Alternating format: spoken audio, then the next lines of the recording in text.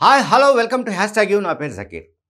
ఇప్పుడు మనకు కావాల్సింది ఛత్రపతి శివాజీ, లేకుంటే మా ఆయన పేరేంటి, పరమవీర సావర్కర్ అండ్ ఇట్లా. అంటే హిస్టరీ కావాలి మనకు, వర్తమానం అక్కర్లేదు, భవిష్యత్తు అంతకంటే అక్కర్లేదు. అంటే భవిష్యత్తు ఎట్లాగో బీజేపీ చూపిస్తోంది, భవిష్యత్తు బీజేపీ చూపిస్తోంది కనుక వర్తమానం అవసరం లేదు, హిస్టరీ కావాలి. మళ్ళీ హిస్టరీ అంటే ఏమిటి, 400-500 సంవత్సరాల క్రితం ఏం జరిగింది మనకు అది కావాలి. 1600 అంటే స్వాతంత్రం భారత స్వాతంత్రం 1947లో వస్తే, ఇక ఇప్పుడు మనం 2025లో ఉన్నాం.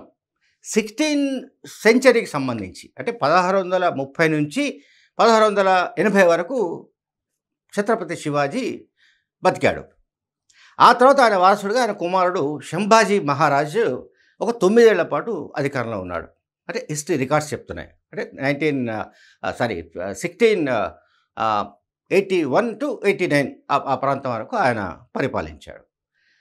సో ఇప్పుడు మన చర్చ ఏమిటంటే, మనకి ఇప్పుడు వివాదాలు కావాలి, పాత గాయాలను మళ్ళీ తడమాలి. ఈ గాయాలను తడిమే క్రమంలో ఏంటంటే, ఒక 2 వర్గాల మధ్య స్ప్లిట్ తీసుకురావాలి. ఆల్రెడీ స్ప్లిట్ తీసుకొచ్చారు.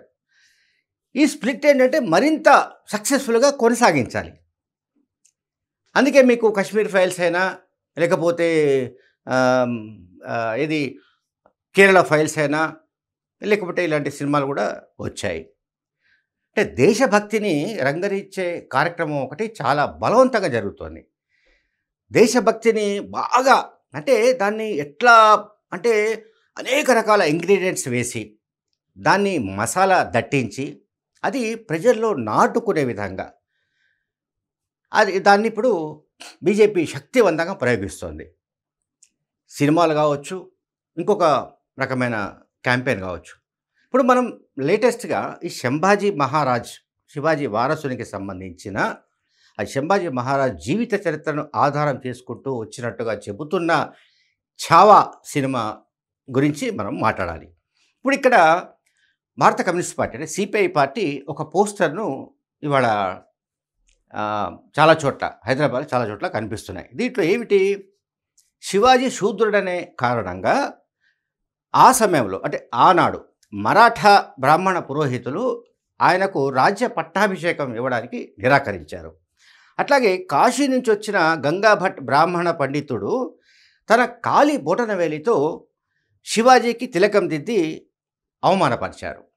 ఇది చరిత్ర మర్చిపోయిందంటూ సిపిఐ ఇటువంటి పోస్టర్స్ను, ఈ ఫ్లెక్సీలను సిపిఐ ప్రదర్శిస్తోంది. సరే, సిపిఐ ప్రదర్శిస్తున్న ఈ పోస్టర్లను బీజేపీకి అనుబంధమైన వివిధ సంఘాలు, సంఘ పరివారం, ఇవన్నీ కూడా, ఆ శక్తులన్నీ కూడా వ్యతిరేకించవచ్చు. అందులో మనం ఏమి మాట్లాడడానికి లేదు. అంటే వివాదం ఒకటి కావాలి, ఎమోషన్ కావాలి.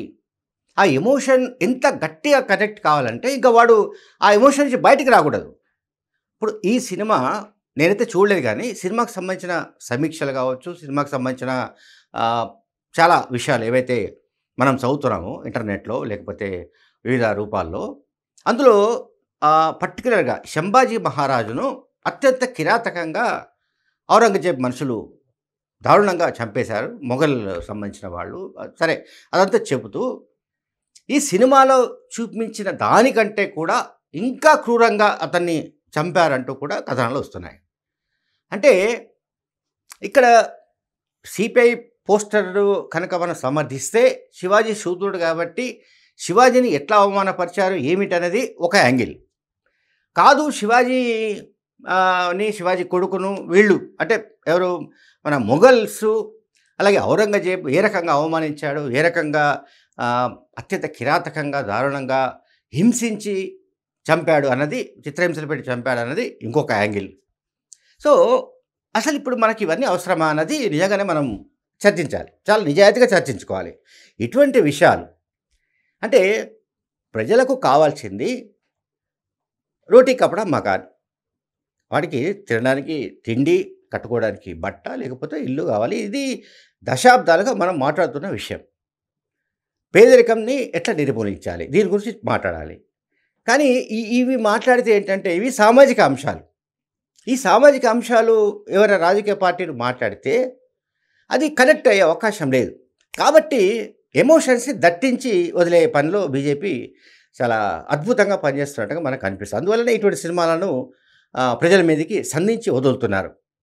ఈ సినిమాల వల్ల ప్రయోజనం ఏమిటన్న ఒక ప్రశ్న జనరల్‌గానే వస్తుంది. కానీ ఈ సినిమాల వల్ల ఇప్పటికే హిందుత్వము, లేకుంటే జాతీయవాదము, లేకుంటే ఇంకొక వాదం ఏదైతే వీటినైతే బీజేపీ అస్త్రాలుగా వాడుతోందో, వాటికి బలంగా ఇటువంటివి ఈ దేశభక్తిని రంగరించే సినిమాలు కూడా చాలా ఎమోషన్స్‌ని బాగా ప్రజల్లోకి తీసుకెళ్ళే అవకాశాలు కనిపిస్తున్నాయి.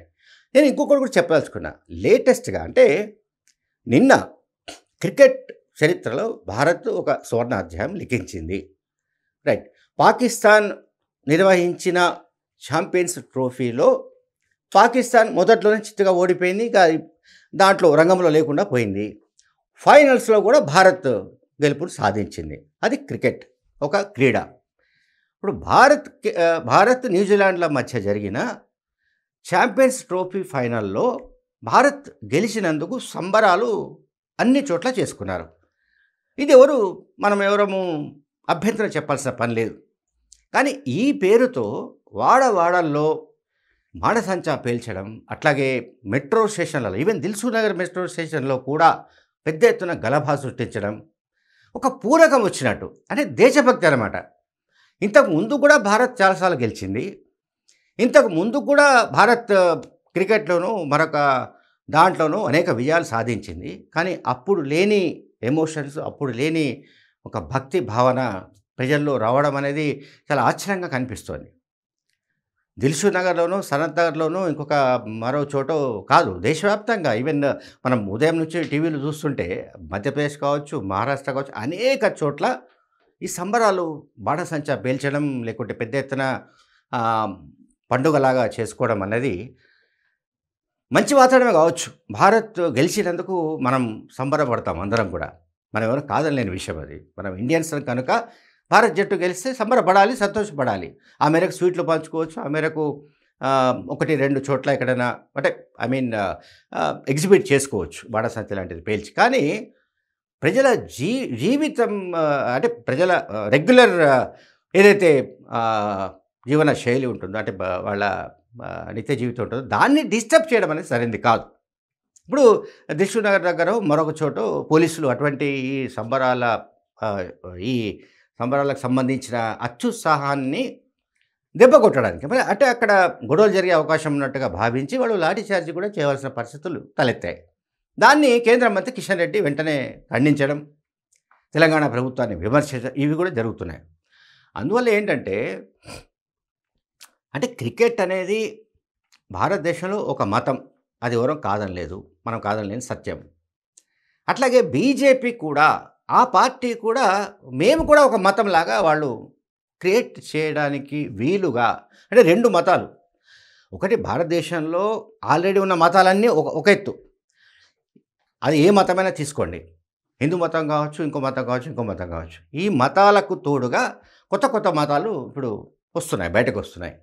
బీజేపీ కూడా ఒక మతమే అనే ఒక ధోరణిని బీజేపీ ప్రదర్శిస్తున్నట్టుగా మనకు నేను చెప్పినట్టు సినిమాలు కావచ్చు, లేకుంటే క్రికెట్ ఈ రకమైన అంటే గెలిచినప్పుడు చేస్తున్న సంబరాలు అంబరాన్ని అంటడం, లేకుంటే ప్రజల జీవితాన్ని డిస్టర్బ్ చేయడము, ఈ రకమైన వైఖరి మాత్రం ఇది ఎంత మాత్రం సమంజసం కాదని అర్థం చేసుకోవాలి. అట్లాగే ఎమ్మెల్సీ ఎన్నికల్లో కేంద్ర మంత్రి బండి సంజయ్ ఏం చెప్పాడు, ఈ ఎమ్మెల్సీ ఎన్నికలనేవి భారత్ పాకిస్తాన్ల మధ్య జరుగుతున్న పోటీగా కూడా ఆయన చిత్రీకరించి పారేశాడు. బీజేపీ అభ్యర్థి గ్రాడ్యుయేట్ ఎన్నికల్లో గెలవగానే భారత్ గెలిచిందని చెప్పాడు ఆయన, పాకిస్తాన్ ఓడిపోయింది అన్నాడు. కాంగ్రెస్ పార్టీని పాకిస్తాన్తో ఆయన పోల్చాడు. అంటే ప్రజల్లో విద్వేషాన్ని రగిలించాలి, ప్రజల్లో భావోద్రేకాలను రగిలించాలి, ప్రజల్లో మరో రకమైన ఉద్రేకాలను రగిలిస్తే తప్ప తాము బతికి బట్టకట్టలేమనో, తమకు రాజకీయంగా భవిష్యత్తు ఉండదనో బీజేపీ గట్టిగా భావిస్తున్నట్టు మనకు అనిపిస్తోంది. Thank you very much.